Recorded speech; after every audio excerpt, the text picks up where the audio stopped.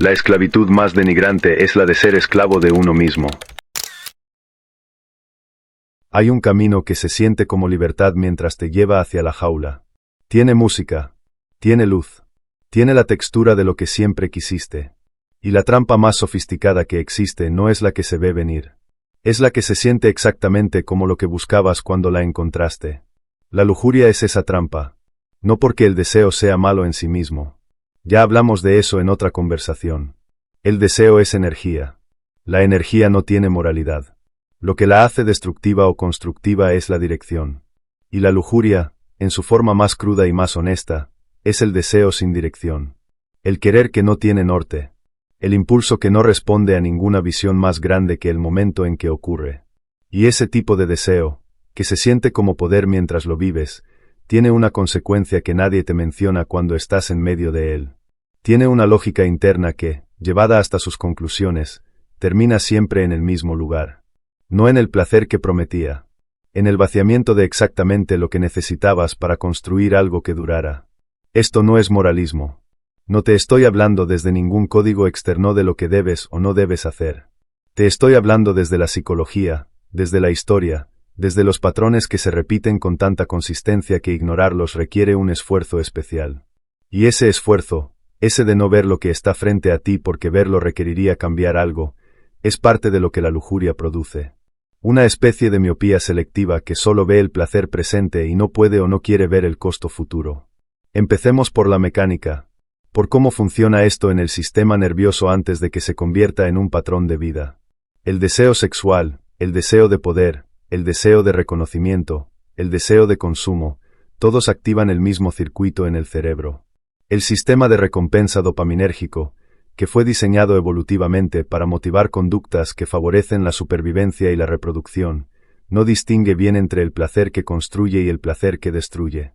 Responde a la señal, libera el neurotransmisor, produce la sensación.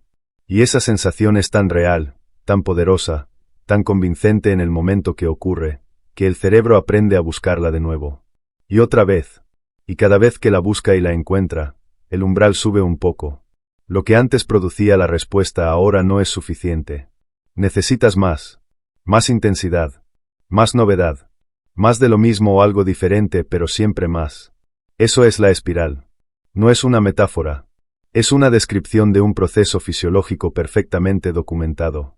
Y el punto crítico de esa espiral, el momento donde el placer pasa de ser algo que tienes a algo que te tiene a ti, no tiene una señal de advertencia clara. No hay un momento donde el sistema nervioso diga ahora cruzaste la línea. Simplemente en algún punto te das cuenta de que lo que antes elegías ahora lo necesitas. Y que lo que necesitas está empezando a costar más de lo que produce. Fyodor Dostoyevsky sabía esto mejor que casi cualquier escritor de su época porque lo vivió. Su adicción al juego no era un detalle biográfico menor. Era la demostración en carne propia del mecanismo que luego pondría en sus novelas con una precisión que ningún manual clínico ha igualado. En El jugador escribió algo que suena a confesión personal porque probablemente lo era.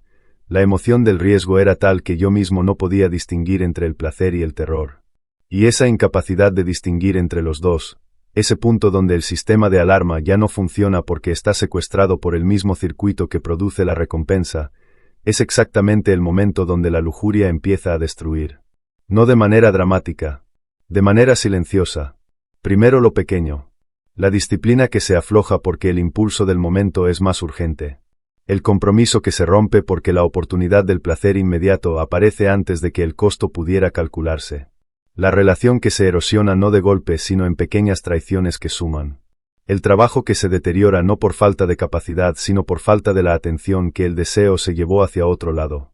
Y en algún momento, mirando hacia atrás, la distancia entre donde estás y donde podrías haber estado si el deseo hubiera tenido dirección es tan grande que resulta difícil de mirar. Y la respuesta a esa dificultad, frecuentemente, es buscar en el mismo lugar que causó el problema el alivio temporal que permite no mirar un poco más. ¿Cuántas personas conoces que usan exactamente el mecanismo que las destruye para aliviar el dolor de estar siendo destruidas por ese mecanismo? No como debilidad de carácter, como el funcionamiento perfectamente predecible de un sistema que fue diseñado para buscar alivio donde antes encontró recompensa. Dostoyevsky describió esto en sus personajes con una honestidad que los lectores de su época encontraron perturbadora. Los protagonistas de sus novelas no son víctimas pasivas de sus impulsos. Son personas que ven, con una claridad a veces aterradora, exactamente lo que están haciendo mientras lo hacen. Que conocen el costo, que en algún nivel lo eligen de todas maneras, no porque sean estúpidos sino porque el circuito de la recompensa ha secuestrado la función ejecutiva que debería poner el freno. Eso es la autodestrucción que la lujuria produce. No es un accidente. No es mala suerte. Es el resultado lógico de un sistema de recompensa desregulado que eventualmente consume los propios recursos que necesitaría para funcionar. Ahora quiero darte el giro que más cuesta, porque es donde la mayoría de las conversaciones sobre este tema se quedan cortas. El problema de la lujuria no es el placer. Es la sustitución. Es usar el placer como reemplazo de algo más profundo que el placer solo no puede satisfacer. Las personas cuyo deseo se desregula de maneras que terminan siendo costosas raramente buscan solo placer, buscan algo más. Buscan la sensación de estar completamente vivos en un momento donde la vida ordinaria no produce esa sensación. Buscan alivio de un dolor que no saben cómo manejar de otra manera. Buscan conexión en la forma más inmediata que encontraron disponible. Buscan confirmación de que son deseables, poderosos, relevantes, reales. Y el problema no es que busquen esas cosas. Esas son necesidades humanas genuinas. El problema es que la lujuria, como mecanismo de satisfacción, es la versión más rápida y más costosa de satisfacerlas. Rápida porque el circuito dopaminérgico responde inmediatamente. Costosa porque no resuelve el fondo. Solo aplaza el regreso del problema con interés acumulado.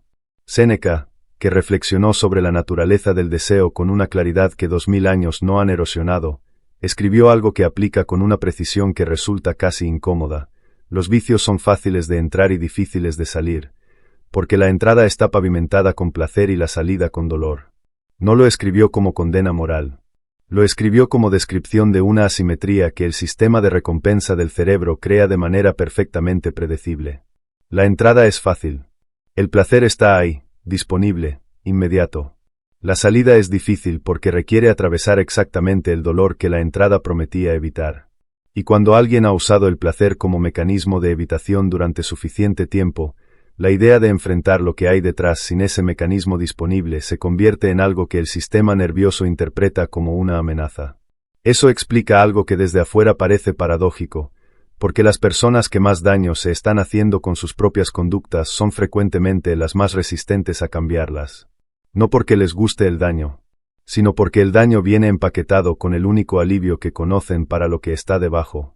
Y aquí está lo que nadie dice claramente en estas conversaciones. La salida no es la supresión. Ya lo dijimos antes. Suprimir el deseo no lo elimina. Lo vuelve subterráneo y más poderoso.